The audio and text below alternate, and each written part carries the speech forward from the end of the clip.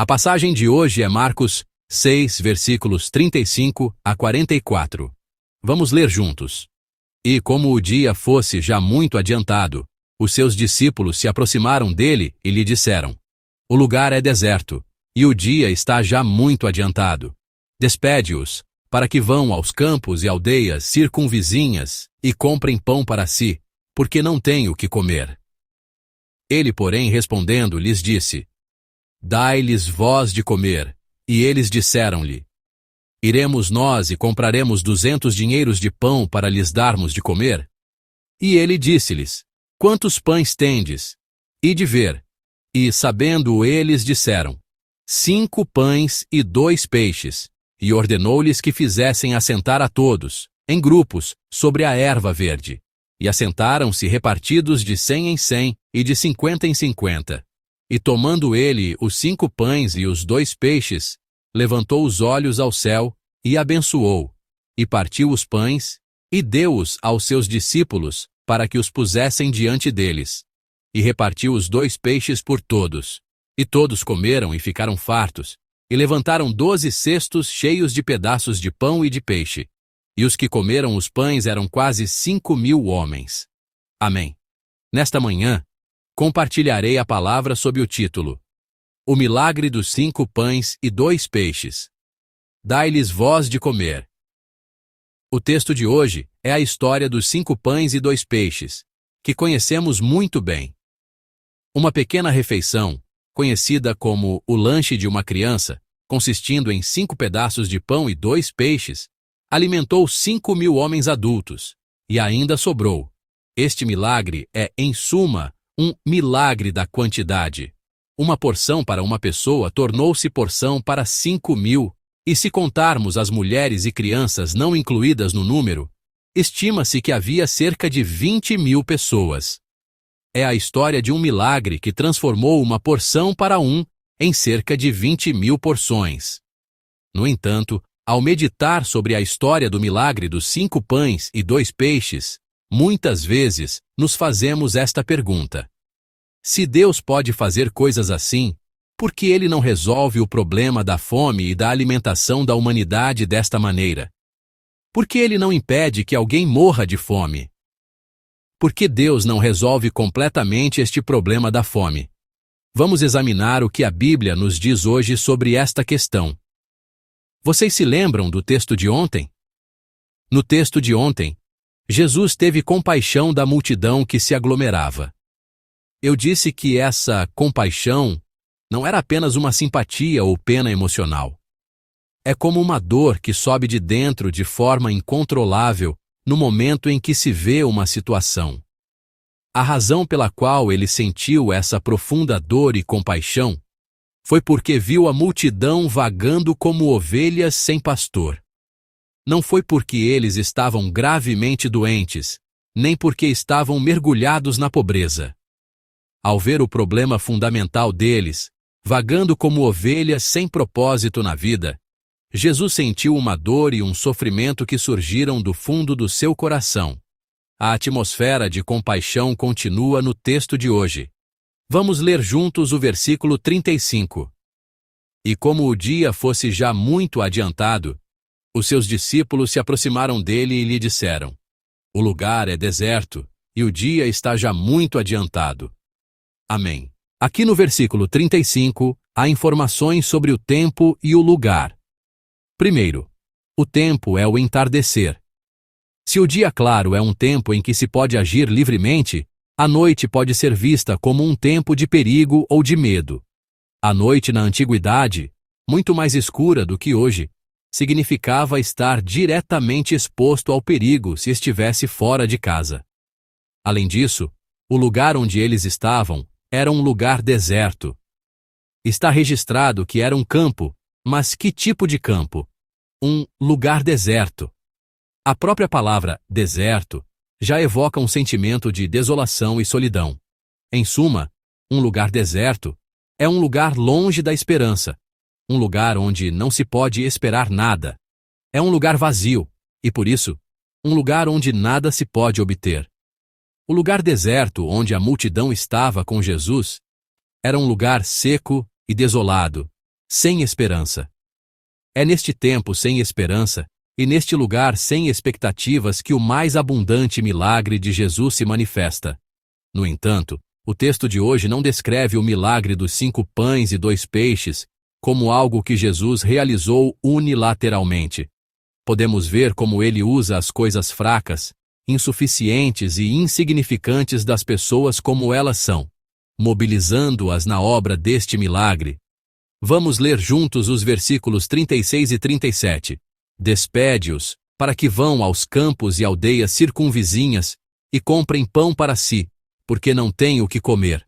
Ele, porém, respondendo, lhes disse: Dai-lhes vós de comer. E eles disseram-lhe: Iremos nós e compraremos 200 dinheiros de pão para lhes darmos de comer? Amém. Os discípulos pedem que a multidão compre comida para si. Eles pedem para que a multidão se disperse, vá para as aldeias e compre comida. No entanto, Jesus dá uma resposta inesperada. Ele ordena: Dai-lhes vós de comer. A palavra de Jesus é: façam vocês. Não é que Jesus não pudesse fazer e tenha passado a responsabilidade para os discípulos, nem que estivesse com preguiça e os tenha feito fazer. Jesus deseja que seus discípulos participem desta obra maravilhosa que está para começar. No versículo 38, ele lhes dá o plano prático. Ele diz: Quantos pães tendes? E de ver, nos mostrando onde o milagre começa. O milagre começa com aquela pequena coisa que temos, aquela coisa insignificante, aquela coisa que achamos ridiculamente insuficiente. É a partir daí que nosso Senhor começa a sua obra. Às vezes, há membros da igreja que dizem: Não consigo fazer nada, sou tão insuficiente. Esse é o melhor estado para ser usado pelo Senhor. É o milagre do nosso Senhor usar nossas insuficiências para nos guiar e criar obras que transcendem em muito o que esperávamos. A partir do versículo 39, as ordens de Jesus começam para valer. Ele mandou que as pessoas se sentassem e, no versículo 41, depois de tomar os pães e os peixes e dar graças, ele ordenou aos seus discípulos. Ele partiu os pães, deu-os aos discípulos e mandou que os distribuíssem ao povo, e fez o mesmo com os peixes. Aqui, os discípulos são novamente mobilizados. Jesus simplesmente ordenou que distribuíssem, e os discípulos tiveram que seguir. Assim como nas bodas de Caná, onde os servos obedeceram quando ele lhes disse para encher as talhas de água e depois levá-las, Jesus agora está dando aos seus discípulos uma ordem muito desconcertante e exigindo uma obediência difícil de seguir. Mas quando eles obedeceram a essa ordem, um milagre aconteceu. Todos comeram e ficaram satisfeitos, e recolheram 12 cestos cheios de pedaços de pão e peixe. Neste evento, os discípulos não são meros espectadores do milagre. Jesus está usando os discípulos porque ele quer que eles sejam participantes do milagre, cooperadores mobilizados no milagre. O mesmo se aplica a nós. O Senhor não quer que permaneçamos apenas como espectadores em sua obra. Através da ordem dai-lhes vós de comer, ele quer que participemos das maravilhosas obras milagrosas que Deus realiza, e quer que cooperemos. Não somos nós que realizamos, mas é Deus quem realiza inteiramente. Mas ao obedecer a essa ordem absurda, nosso Senhor quer nos estabelecer como cooperadores que participam da obra do milagre. O mesmo se aplica aos ministérios da igreja. O Senhor não quer que sejamos meros espectadores, observadores da obra que Deus desdobra. Ele quer que participemos e nos envolvamos no milagre, que compartilhemos a alegria e que experimentemos essas obras maravilhosas. No acampamento de nossas crianças que começa hoje, e na escola bíblica de nossas crianças que começa amanhã, que a obra de participação, a obra de cooperação, a obra de estar junto no que Deus realiza, se manifeste. Em nome do Senhor, eu abençoo. Muitas vezes, também nos deparamos com ordens desconcertantes. Há momentos em que o chamado do Senhor é completamente diferente de nossos pensamentos. Nesse momento, nossa postura e atitude são importantes. O que acontece quando obedecemos à palavra do Senhor? Mesmo que não consigamos entendê-la com nossa mente ou aceitá-la com nosso coração, podemos participar da obra do milagre.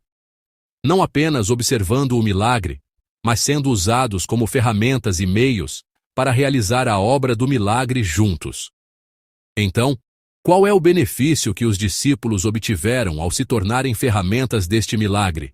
É que eles vieram a saber quem Jesus realmente é. Não há bênção maior do que esta. O que o Evangelho de Marcos enfatiza continuamente é que devemos saber quem Jesus realmente é, sem mal-entendidos, sem preconceitos, sem pré-julgamentos.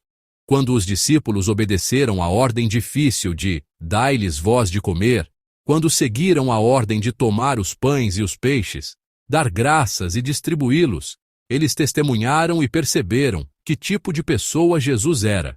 Não apenas alguém que poderia alimentar algumas pessoas, não apenas alguém que poderia resolver o problema da comida, mas alguém que poderia mudar a própria quantidade, alguém que poderia criar algo do nada, o próprio Deus que criou todo o universo.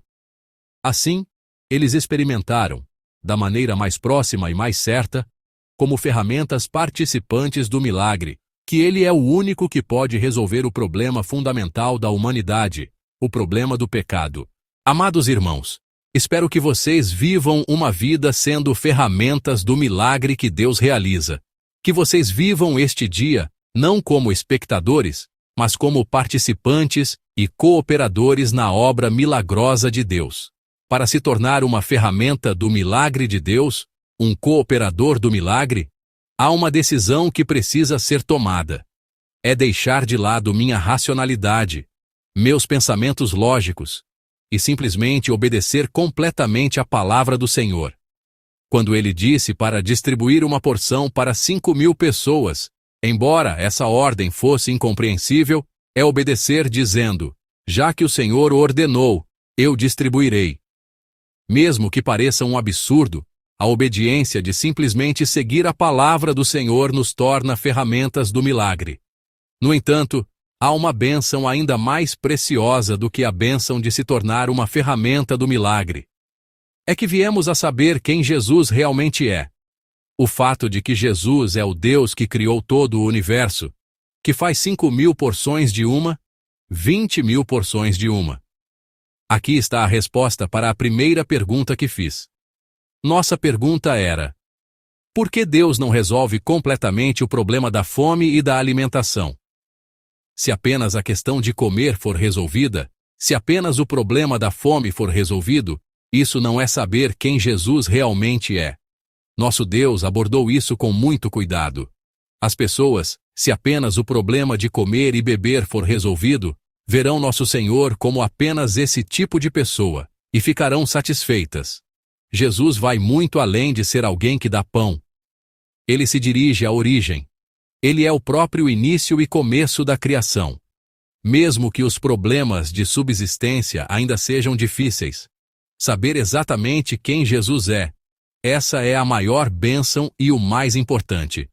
Jesus é o próprio Deus que criou todo o universo, o Filho de Deus que veio a esta terra por nós.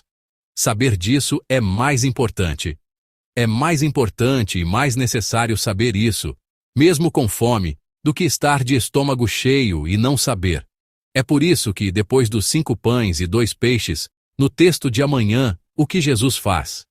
Ele novamente se afasta das pessoas.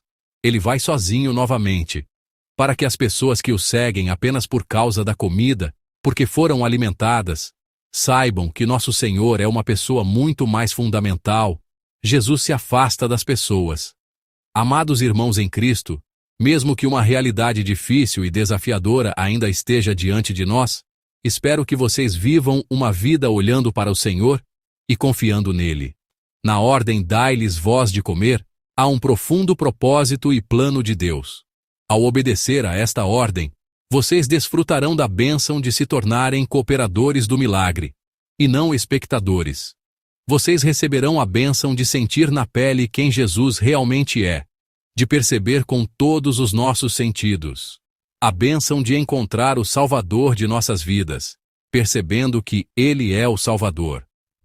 Que hoje seja um dia em que vocês vivam desfrutando dessa bênção fundamental. Em nome do Senhor, eu abençoo.